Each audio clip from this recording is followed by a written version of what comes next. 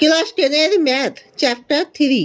তোমরা সবাই মন দিয়ে ম্যাথগুলো বুঝবে। এখানে ম্যাথগুলো সব কষা আছে, আমি সব ম্যাথগুলো সব কষে রেখে দিয়েছি। এটি জ্যামিতি সংক্রান্ত ম্যাথ চ্যাপ্টার 3। তোমরা সবাই ম্যাথগুলো ভালো করে বুঝবে, আর সবাই খাতা আর পেন নিয়ে বসো, সবাই ম্যাথগুলো লিখে রেখে দেবে আর ভালো করে বুঝে লিখবে। আর সবাই লাইক অ্যান্ড সাবস্ক্রাইবটা দিয়ে দাও। ওখানে সাবস্ক্রাইব লেখা আছে, তোমরা ওই সাবস্ক্রাইব বাটনে আঙুল দাও, সাবস্ক্রাইবটা দিয়ে দাও। তাহলে আমি শুরু করছি। তোমরা সবাই মন দিয়ে দেখো। আমি এখানে সব নোটগুলো যা যা আমি লিখে রেখেছি, কষে রেখেছি, সব তোমাদেরকে বুঝিয়ে বলছি। তোমরা মন দিয়ে বোঝো আর সবাই খাতায় লিখে রেখে দাও।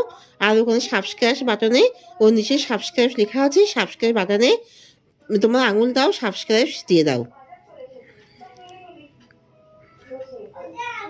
সবাই সাবস্ক্রাইব দিয়েছো? আগে সবাই দিয়ে দাও, তারপর তোমরা সবাই মন দিয়ে দেখো, তাতে আমার ইন্টারেস্টটাও অনেক বেড়ে যাবে। এবার দেখো,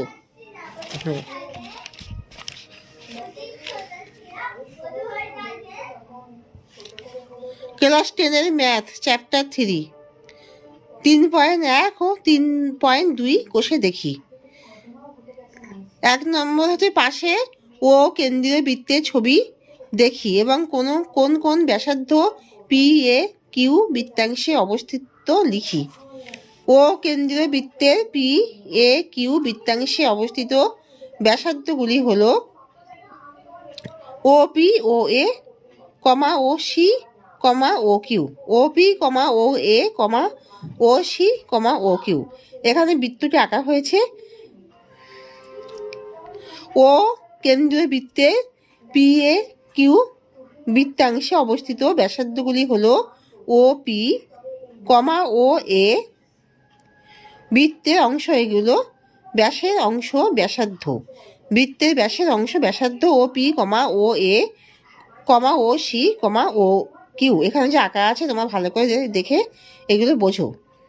তো নিচের এবারে নিচে ড্যাশ এ বুঝে লিখি।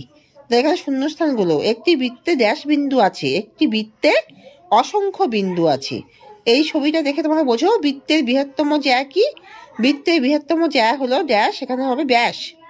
জ্যা বৃত্তাকার ক্ষেত্রকে দুটি ড্যাশে বিভক্ত করে। জ্যা বৃত্তাকার ক্ষেত্রকে দুটি বৃত্তাংশে বিভক্ত করে। বৃত্তের সকল ব্যাস ড্যাশ বিন্দুগামী। বৃত্তের সকল ব্যাস কেন্দ্রগামী বিন্দুগামী।